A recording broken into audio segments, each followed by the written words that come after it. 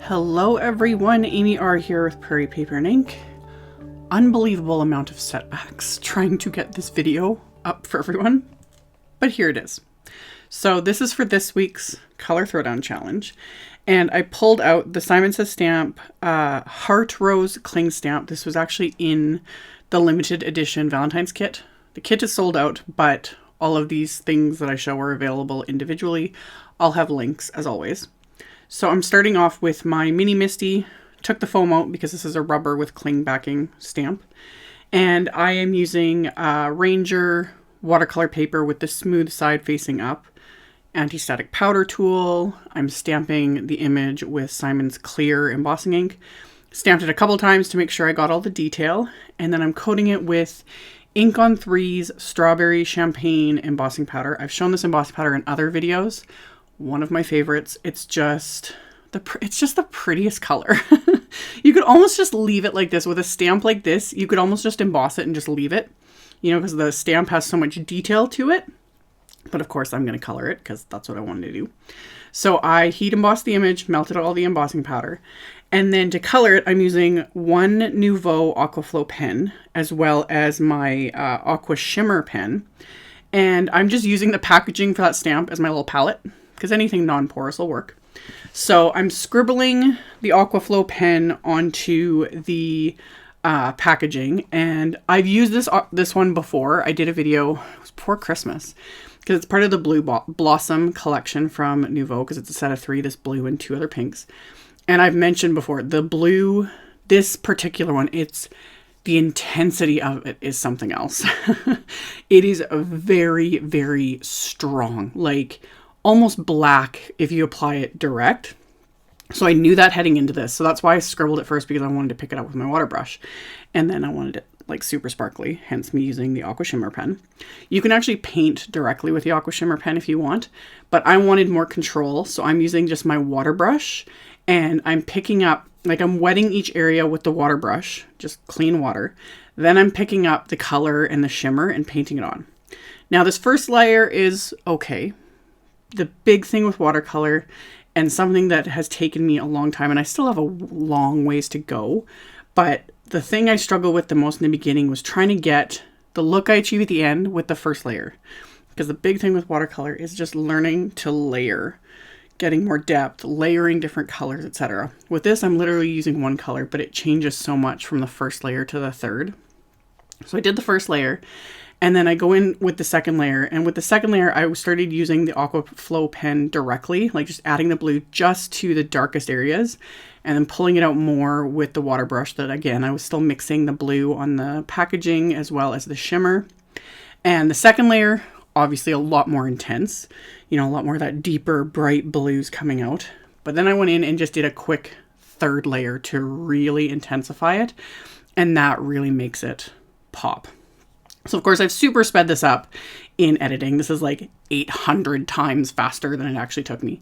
In reality though, it didn't take that long, like altogether. I think it took me around 15 minutes maybe, because it's not a huge image and it's not a lot of like detail in the sense of, you know, mixing a bunch of colors and all that.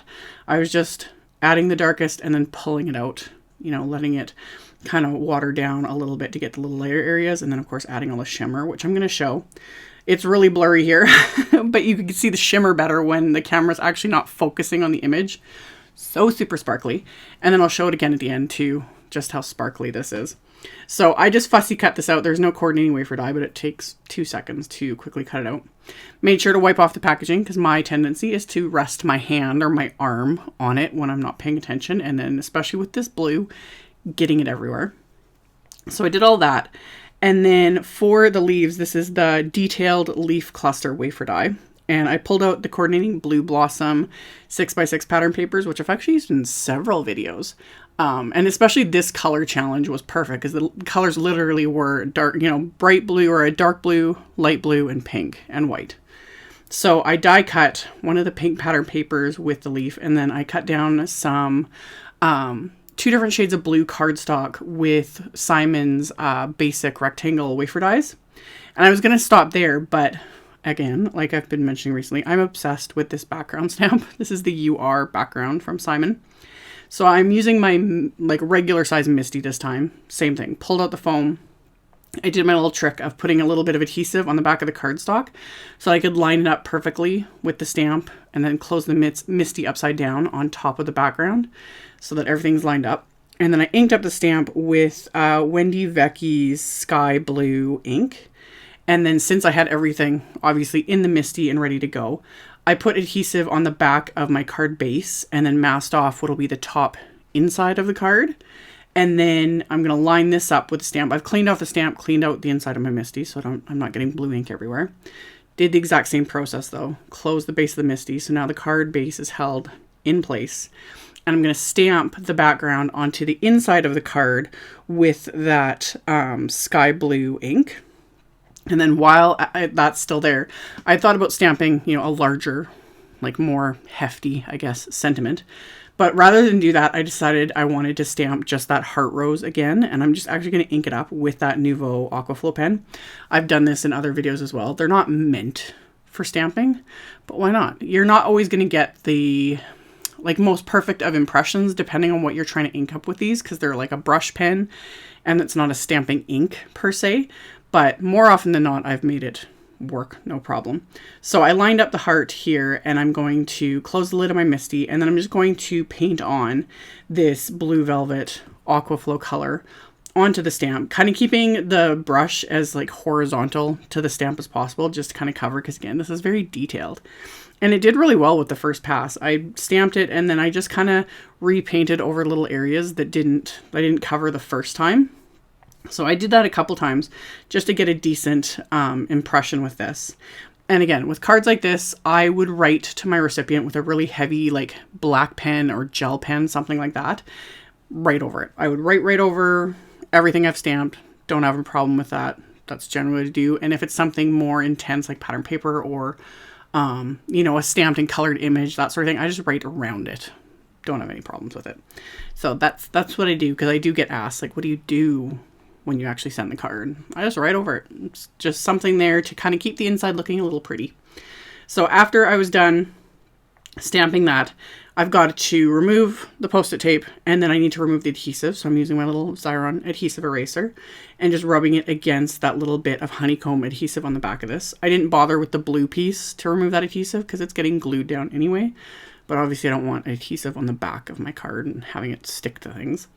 So now that I've got everything kind of ready to go, or the majority of it anyway, I'm going to start assembling my card front here. So I have another piece of one of the pattern papers from the Blue Blossom pack, and I'm just adhering it to some blue cardstock. I think this is Lawn Fawn's, is it Blue Jay? Yes, Lawn Fawn's Blue Jay. This was like kind of the brightest blue that went as close as possible with this blue velvet Aquaflow pen.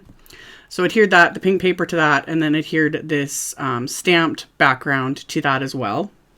And then once those are adhered, I am going to add the detailed leaf cluster die cut. I just add little dabs of craft tacky glue. This wafer die does pop out all the centers of the leaves. I just left some in place. I kind of liked how it looked. So the ones that fell out, that was fine. The ones that just decided to stay in place, I just left them and adhered them down as well, just for the fun of it. So I adhered all that in place. And then I'm going to adhere this to my card base, which is standard A2 sized. So I'm going to adhere this, and then the bits that are hanging over the edges, I'm going to trim off with scissors. Again, it always depends on my mood, whether or not I leave it or whether I cut it off. Since I already had plans to make a coordinating A2 sized envelope, I knew I'd need to cut these off because they wouldn't fit. It wouldn't fit in the envelope properly otherwise. But the times I decide to leave them on is usually something when I want to include the card. I'll include it, in a gift bag or whatever, or hand deliver, that sort of a thing. And then I'll just leave whatever's hanging off the card on it, because sometimes I really like how that looks. So then I pulled out Tonic's Burnished Rose kind of satin foil cardstock, another favorite. I'm almost positive I've purchased backups of this, and if I haven't, I'm gonna. It's just one of my favorites, and it matches almost perfectly with the Strawberry Champagne embossing powder. I love when I find random products in my stash that go so well together. So I used Simon's Bold Thanks wafer die on the Burnished Rose cardstock, and then I die cut some white cardstock with that. And I'm of course going to adhere them all together to kind of stack it up and give it that dimension and weight. And then I pulled out another favorite. This is the older Big Thanks Words stamp set from Simon Says Stamp. And I am going to heat emboss one of the sentiments from the set onto that same blue cardstock with that strawberry champagne embossing powder. So once I've got that stamped and heat embossed, I'm going to trim this down with my paper trimmer. And then I'm going to adhere that into place on my card with one of my little Doris foam strips. And I also popped foam tape onto the back of the heart flower as well. So that's kind of popped up with a little bit of dimension. And then I'm going to adhere the thanks die cut. And then I'm going to adhere that little sentiment strip with that little narrow adhesive. So once I've got that all adhered into place, as always, this card could be finished. But I gotta add some bling, even though the flower is super sparkly. It's never enough. You always need more. So I went through my stash and pulled out a bunch of bling. I have the Tonic water droplets, because those went well with the light blue color of this theme. And I also pulled out some Tonic crystal gems, just again for a little more bling. So I kind of placed those throughout the card. And then once I was kind of happy with where everything was, I'm going to adhere these into place using my Studio Katia embellishment wand and just the craft tacky glue. So I get those adhered into place, and then as a final little bit of embellishment, I'm using the Nuvo Shimmering Rose crystal drops. And with the crystal drops, I've shown this on Instagram. It's still completely fine, the picture. I stick them in my bra, just FYI. My office gets really cold, especially in the winter. So heating these up to like body temperature makes them work better. So you can stick it under your leg, like wherever it can sit to like warm up if you have trouble with Nuvo drops. You know, if they're getting too thick, that's one option. Another option is to add 1 to 2 drops of distilled water. Be very conservative with the amount of water. You don't want to add too much, but a little tiny bit of water will also help thin them out because they do get thicker over time, you know, as it starts to dry out. So I hope that helps. So I did that. And then, of course, coordinating the envelope. So from the Blue Blossom collection Tonic had released, there's the Navy Toile luxury embossed paper. So I die cut that with Simon's A2 V-flap envelope wafer dies that I told you guys I was going to be obsessed with this. And I am. So I die cut the pieces from that. And this time I'm using just score tape to adhere it. All the other times I've shown, I just use craft tacky glue. But this paper, it's coated basically. It's like white cardstock coated with this pattern. And I thought it would just hold together probably better with score tape. So I just use 1/8 inch score tape on each of the scored and folded area of each of the flaps. So I'm going to adhere those into place. And then to close the envelope, I'm going to use the score tape as well. So really, really easy to do it this way. And one of the benefits to using score tape over liquid adhesive is I can add the score tape to the top portion of the flap, but not remove the backing. So then when I'm done with the card, to send it away, I'll fill it out, put it in there, and I can just peel off the backing, seal it, it's good to go. Whereas the ones I did with the liquid glue, obviously I will need to pull out some adhesive to adhere. Not the end of the world, but again, from a convenience standpoint, the score tape is more convenient. I just switch between that or liquid glue, and liquid glue almost always wins just because I'm literally using it on every project. So adhered all the bits with this, again, because it's like a coated cardstock, it does crack a little bit on the score lines, but I don't worry about that too much. It's still a beautiful envelope, and the design is just gorgeous. Like, it's just so luxurious. So that was my card for today. As always, there will be links below the video to my blog post. There'll be a supply list, links to all the supplies. I will also have a link to the color challenge in my blog post, so you can check that out below if you are interested. Thank you all so much for watching and subscribing and thumbs upping and commenting. I really appreciate it. And I will see you all very soon in the next video. Bye.